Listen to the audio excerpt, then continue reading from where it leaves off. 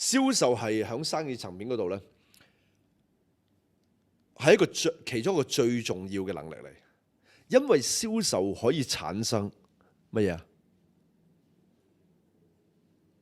寫低喺下面嗰度，現金流 cash flow。如果你有一個可以幫呢間公司產生現金流嘅一個能力，你喺個市場上邊係無敵嘅，各位，無敵啊，無敵啊！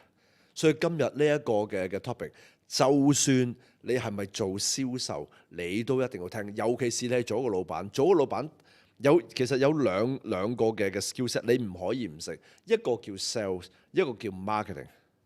唔好外判咗呢兩樣咁鬼重要嘅嘢，俾咗人哋，你一定要掌管翻，因為當你識得係 marketing， 你 drive 做啲 traffic 去你個面前嗰度，跟住你識埋銷售，你可以將嗰啲 traffic 變錢，變 cash flow， 得唔得？變現金流，記住呢一樣嘢。好，睇住。你見到我今日呢個 topic 就係話，唔係做唔做到，係幾快做到。即係話，當你做銷售嘅時候，我當你冇錯，你都係做到嘅，但係幾快？好啦，似咩咧？就似而家喺我上面呢幅圖咁樣啦。嗱，我想問大家啦，大家試下係 play along 嘅。我想問大家嗱，你可唔可以跑到100米？講真，你慢極我當你1分鐘你行都行到咯。咁即係話唔係你做唔做到，係幾快？係幾快？大家要記住呢一樣嘢，唔係你做唔做到，每個人都做到，係你幾快做到。因為呢個世界講速度嘅。好啦，點解咁重要？就睇下邊呢一度啦。有時我哋賣啲比較高價值嘅產品咧，嗱，你見到我哋而家有個X 同埋 Y 嘅 axis 上到咪？好啦，個 Y axis 就係個精神，即係個 energy， 下邊嗰隻嘅時間。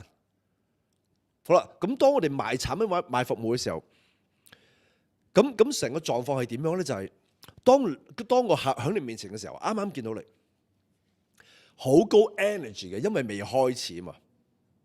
但係佢隨住個銷售咧，慢慢個精神時間慢慢過去咧，大家都會攰嘅，係咪？大家有冇試過嘗試 sell 一個嘅 client， 或者被人哋 sell 過？好長氣講好耐。一開始嘅時候你要好精神係咪？但係去到最後嗰時候，大家都攰啊。我唔知你買啲乜嘢。好啦，你賣產品嗰個嘅價錢越高，當然你嗰個嘅 sales 嗰個嘅時間會越長，係咪？我當你賣某啲產品，我唔知點解要賣4個鐘頭。OK， 當然有啲 professional service 係要賣耐少少。好啦，咁大家就可以見到啦。咁當我哋嘅時間慢慢過嘅時候，開始攰啊嘛。開始嘅時候你見到都好精靈下嘅，1個鐘頭、2個鐘頭都 OK。好啦，咁如果去到第3個鐘頭，你見唔到個樣係咩啊？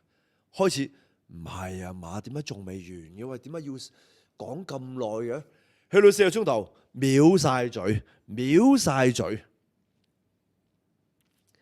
但係個 point 就係，我哋想喺最後度，我哋想個客係做一個咩動作啊？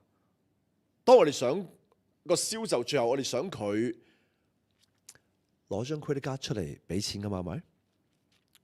但係個 point 就去到最後嘅時候，因為你 drag 咗咁耐，大家都攰咯，佢好攰，都係冇咁精神嘅時候。但係佢要喺一個咁低嘅精神狀態，你要佢做一個最重要嘅動作。跟住佢就會話俾你聽，我要翻去諗下先。